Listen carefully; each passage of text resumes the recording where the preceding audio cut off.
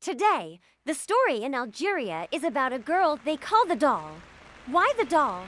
I tell you, it's because of the girl's immense beauty, her details, the clarity of her skin, her eyes, and her hair. She looks like a toy. This name isn't something I invented. It exists in the details of the case in the prosecution and the court, and it relates to uncovering the truth about this case that happened in 2011. What happened to this girl? Listen to the story. In 2011, this girl was an orphan, having lost both her mother and father, and she lived with her brother and sister. The girl was 23 years old. One day, she left the house and didn't return.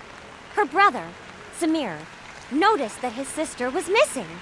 He saw that she wasn't home, and as time passed, he started searching for her, asking her friends, classmates, and neighbors, but no one had seen Suhair. He didn't know where she went. The first day turned into the second, then the third, and 6 months passed. Samir believed that the girl had run away to live her life, and he thought she had migrated to another country. As he had heard her say before that she wished to leave this country and escape to live her life. He expected something had happened, but after 6 months, he himself, Samir, filed a report at the police station about his sister's disappearance. He brought them pictures of his sister so they could check if they had any information. They indeed took her details, her specifications, and her picture, and they began searching through the records of missing persons, looking for any bodies that had been found. The shock came when they discovered that a girl had actually been found dead 6 months prior. Her body was on the side of the highway connecting Clef and the city of Al Fayet. When they realized that the picture Samir brought was the same as the body they had registered as an unidentified case, they believed it was a traffic incident, thinking the girl might have been walking on the street and was hit by a car, and her body was thrown to the other side of the road. They had no analysis except this, and it was against an unknown perpetrator. They didn't know who it was, but they immediately arrested Samir, her brother, because they suspected him. They said to him, "Come on, is it possible that your sister has been missing for 6 months and now you're coming to report?" He replied, "Yes, I believe she ran away from the country," and he expressed his suspicions, saying he had been thinking about this matter and that he finally dared to file a report. They told him, "No, this is not convincing. We need to verify your statements. Who lives with you in the house?" They called his other sister, Amina, and asked her, "Amina, your brother has been reporting for 6 months about your sister Suhair's disappearance. Are there any problems between Samir and your missing sister Suhair?" She said no. They asked, "We want to know the nature of the relationship. Were there any problems? Did he abuse her?" The girl replied, "Yes, honestly. Once, my brother Samir severely beat Suhair after discovering that she was in a relationship with a young man. This was a long time ago, and since then, my brother was careful not to let her go anywhere without his knowledge or to keep her confined." They returned to Samir and said, "You had problems with her, and you beat her. Tell us why." He admitted, "Yes, it's true I beat her because I discovered she was in a relationship with a young man, and I'm responsible for them. Our parents are deceased, and I'm the only one in the house. And I'm worried about my sisters, but it's impossible that I killed her." They asked, "Then why did you come at this time after 6 months to report? Give us a convincing reason." He said, "Honestly, I didn't want to escalate matters and involve my sister in this, but my sister Amina gave me information, and this information is what pushed me to file a report." They asked, "What information?" He said, "Ask her. She's detained." They went to Amina and said, "Come here. What information did you give your brother that made him come to report about your sister's disappearance?" After 6 months of her disappearance, she said, "I swear honestly I haven't slept well, and I even told my brother about this issue. I was afraid it was just talk without any basis in reality." But my fear for my sister is what drove me to tell him. They told her to speak up about what happened. She said, I have a friend named Hanan, and I see her from time to time, whenever I get the chance. One day, I was sitting with my friend Hanan, chatting and talking.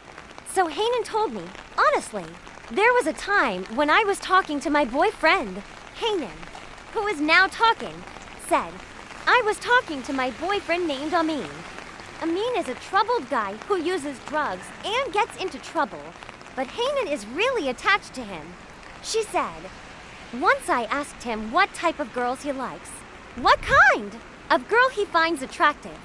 I mean, do you see me as the prettiest one? This topic of a girl's beauty came up, and he said, honestly, I've never seen a girl as beautiful as this one they call the doll. He said, okay, this doll. We were hanging out in an apartment on the 7th floor, and a problem occurred. This doll girl threw herself out of the window and died.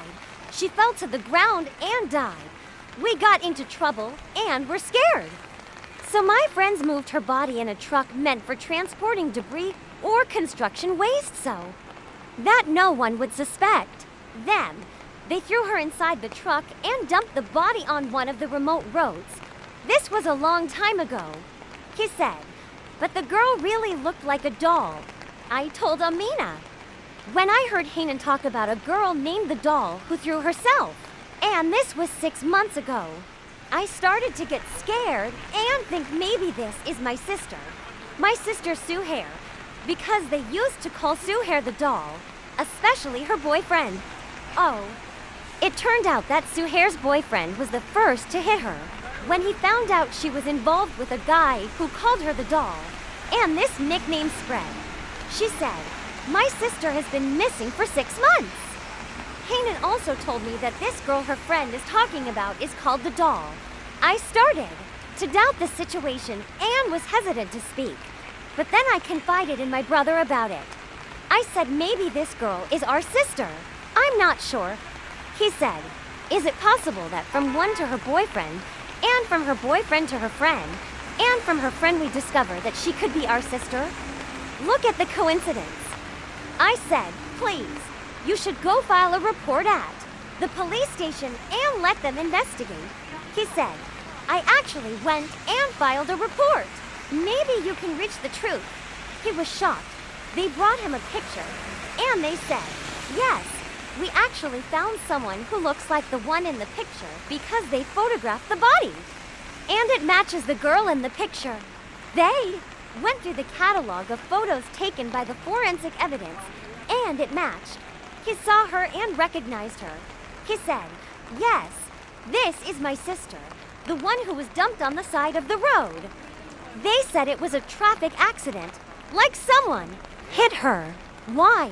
Because the autopsy reports said the girl had fractures and so on, as if a car had hit her. There was no other explanation, as the killer or the perpetrator remained unknown.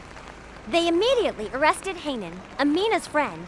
They caught her and said, come here. You told your friend Amina that your boyfriend told you about a girl named the doll who threw herself. She said, yes, that's true. They said, do you know that this could be Suhair, whose body we found 6 months ago? The girl started to cry, and I said, I have nothing to do with this. And why didn't you report it when you heard the story from your boyfriend? She said, I don't know who this is. And whether what he said is true or false, they asked, now, where is your boyfriend? What's his name? She said, his name is Amin. They went and brought Amin. They said, come here, Amin, and showed him the picture of the girl. He was silent when he saw it and was shocked. They asked, do you know this girl or not?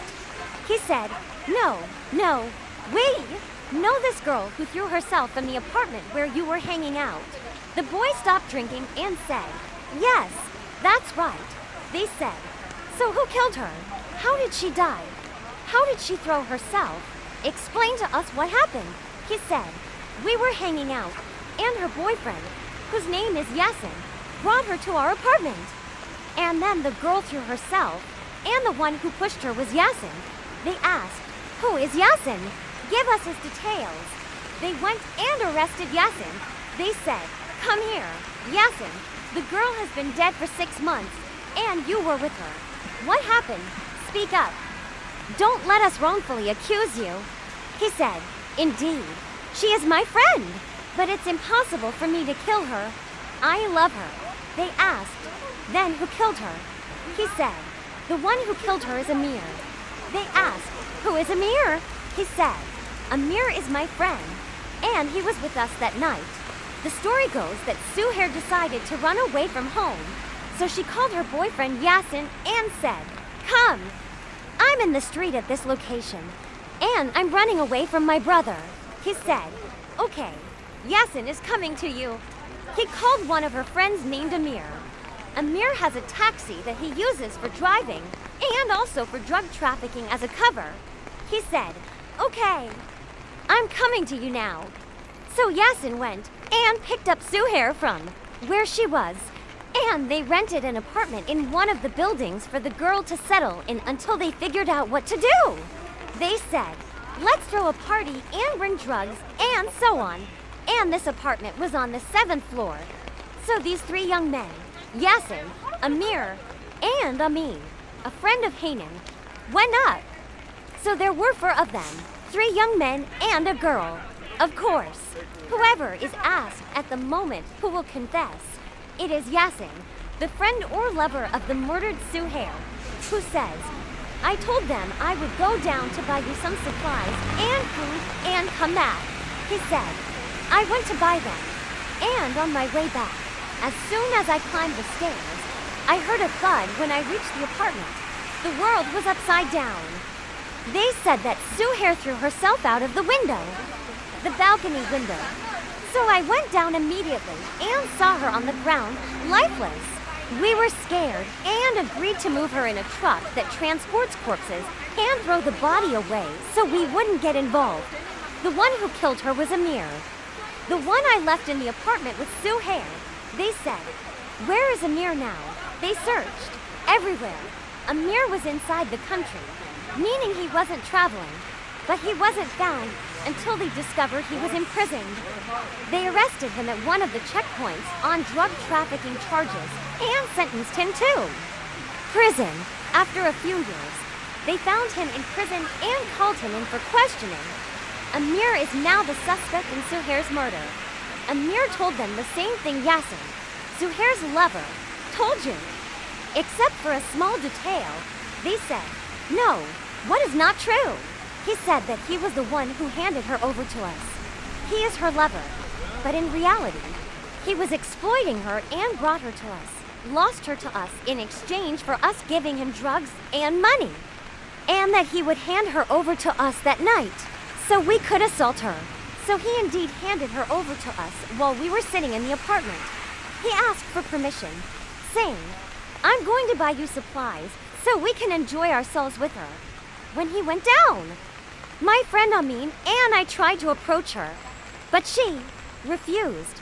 I tried with her, and I reached a point of pulling and pushing until we got to the window. She turned around, and in a moment, the girl threw herself from above towards Yasin. I told him to go check if she was alive or not.